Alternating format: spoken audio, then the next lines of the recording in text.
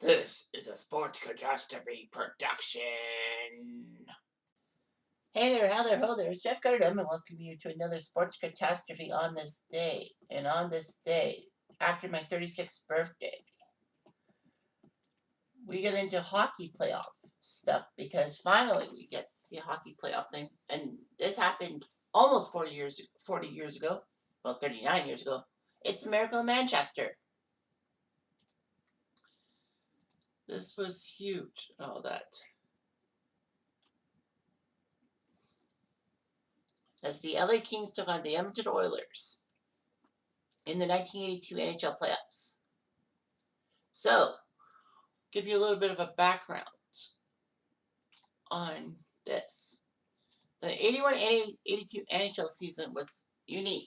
The Jennings Trophy was actually the trophy for the goalies with the team with the fewest goals against. As we all should know, the Vezina Trophy, which usually goes to the best goalie of the regular season, actually was not what it said to be. Before the 81-82 season, it was to the goalie of the or goalies, depending on how many games you played, that played on the team that gave up the fewest goals in the NHL. That was changed in 81-82. So basically, some Vezina winners come from crappy teams that work the best in goals against. And so basically, yeah. So the league made a major change. The divisions of the league were realigned to reduce travel costs and to reflect their geographical locations. The Campbell Conference and the Wales Conference still had the conference names, but then they changed the divisions and all that. But the format was huge too. The regular season and playoff format. The regular season format was huge because previously each team played every other team 4 times, which meant they would play each team. 21 teams in the previous season, 80-81, they would play each other 4 times, despite the fact that there would be rivalries sometimes. And the 16-team playoff format had the 4 division champions joined by 12 wildcards. And basically, the divisions were meaningless. All that. And then, 1 versus 16 and all that. And then each round would get reseeded. The new format called for each team in the 3 5-team divisions to play their 4 divisional opponents 8 times each, and every other league team 3 times each. In addition, each team in the 6-team division, which was I would say the Smythe. I think it was the Smythe, yeah. Would have to face each other 5 divisional opponents. Their 5 divisional opponents 7 times each, and the remaining 15 league teams 3 times each. As for the playoffs, the top 4 teams in each division qualified, with first playing fourth, second playing third. Basically, there'd be like a divisional playoff within it. And basically, the winners of those division matchups would face each other in the conference finals and all that. So, the Prince of Wales Conference had 2 divisions, the Isles and the Patrick. The Isles division had Montreal, Boston, Buffalo, Quebec, and Hartford in it. And that's how it stayed for many years until Ottawa came into the league. But anyway, Montreal won the league. Boston would be second, Buffalo third, Quebec fourth, which meant that Montreal would play Quebec in the first round of the playoffs, and Boston would play Buffalo. Of course, Montreal would live to regret it as Quebec, even though they were 27 points behind Montreal in the standings, took care of Montreal in the 5th and deciding game in the first round to win an overtime goal by Dale Hunter. In the Patrick division, which had the Islanders, Rangers, Flyers, Penguins, and Capitals in.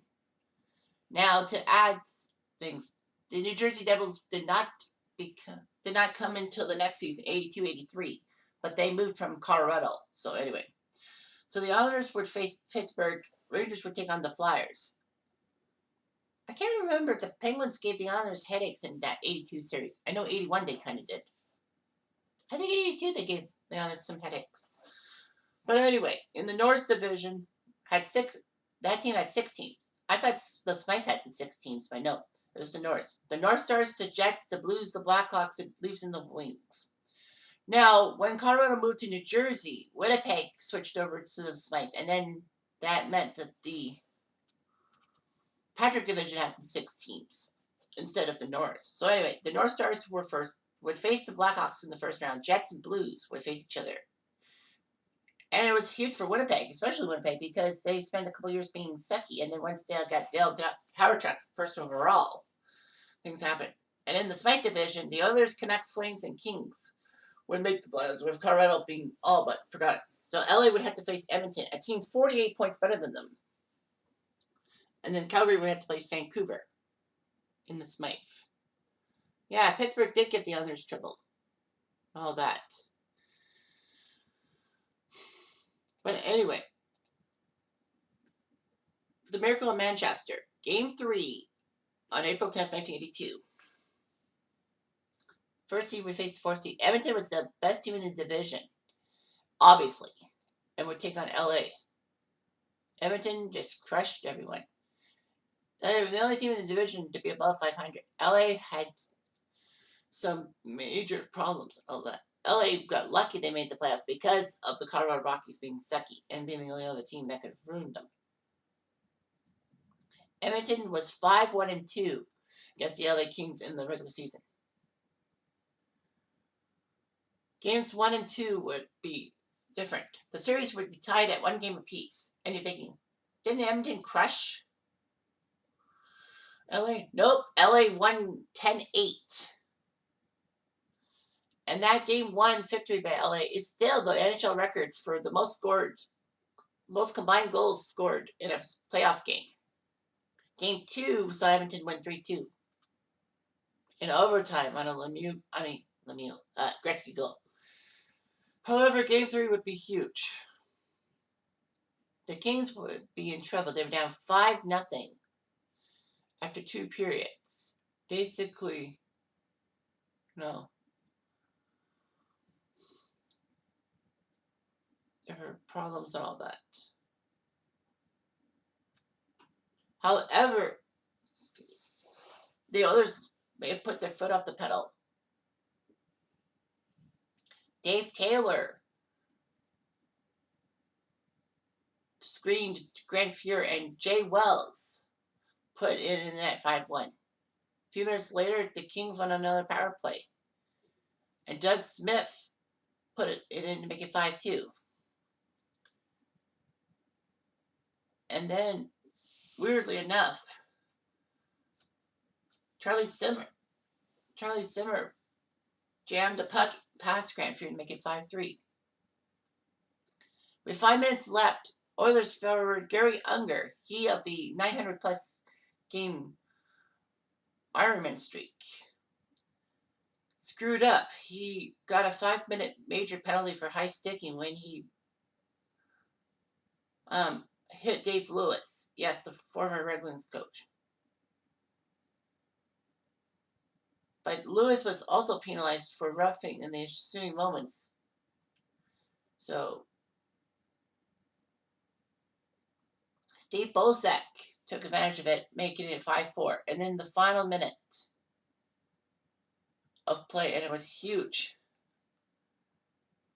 As Edmonton had a chance. Pat Hughes had a chance to score to make it 6-4, but he missed. And then basically, it was chaos. The game tied, and Steve Bozak scored to make it 5-5 with 5 seconds left. It was amazing and all that. So they went through overtime. However, Edmonton nearly pulled a rabbit out of their hat, as Lazard made a mistake, and Glenn Anderson had a chance to score into kind of an empty net with Lazard being out of the net.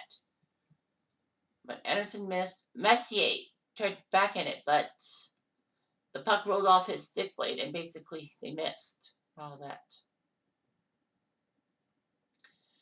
And then basically, off of a face-off, the Kings put out Bozak, Smith, and Darrell Evans on all-rookie forward line. Smith won the face-off. and got the puck to Daryl Evans, who scored. And Fuhr missed the puck, and the Kings scored with at 2:35 of overtime to win the game 6-5. It was amazing and all that. The Kings did it. So Edmonton scored the first 5 goals. Messier, Gretzky, Vogelin, Bristol, Silton, and Gretzky. But then the Kings: Jay Wells, Doug Smith, Charlie Simmer, Mark Hardy, Steve Bozak, Daryl Evans. It was amazing.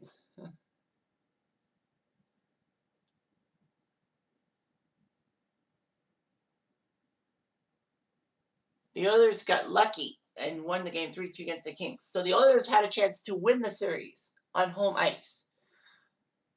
And all that. Both teams had to board the same plane headed back to Edmonton. Charter flights were not the norm back then for NHL teams.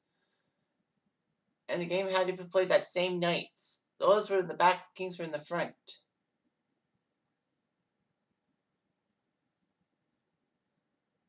So that was weird. The Oilers looked good. However, the Kings started off with a 2-0 lead. The Kings were actually up 6-2.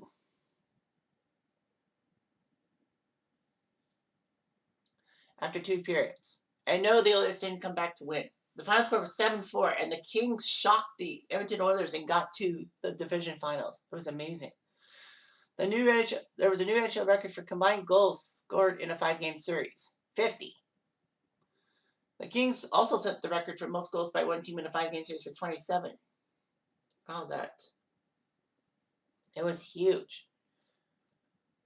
Despite the Kings taking down Edmonton, they would fall flat in the second round against the Vancouver Canucks, who won the division final in 5 games. Vancouver would go on to beat Chicago in the conference finals before taking on the New York Islanders in the Stanley Cup finals, and the Islanders swept them easily. The Oilers got better and did better in the 83 playoffs. Got to the finals against the Islanders, got swept, but because of the Islanders' old guy mentality and all that, Gretzky and Messier soon learned there was another facet of hockey, and that actually willed them to do better. The Oilers would win 5 Stanley Cups in a 7-year span. LA did not really have much after the miracle in Manchester and all that. LA's fortunes would only turn around with Gretzky's trade to LA before the 88 season. And the Kings shocked the Oilers again in the 89 first rounds by coming back from a 3-1 series deficit to take down Edmonton before Calgary got them. LA would then get to the 93 Stanley Cup thanks to doing something that I don't think that's ever been happening ever before. They took all 4 playoff opponents for the 93 Kings were Canadian teams. They were Calgary, Vancouver, Toronto, and Montreal. That's amazing and all that. However, the Kings would win 2 Stanley Cups in the 2010s, so that's not that bad. So anyway, LA just showed us that underdogs can have their moments in the sun and win a playoff series too, not just one game. I'm Jeff Diamond Nadu.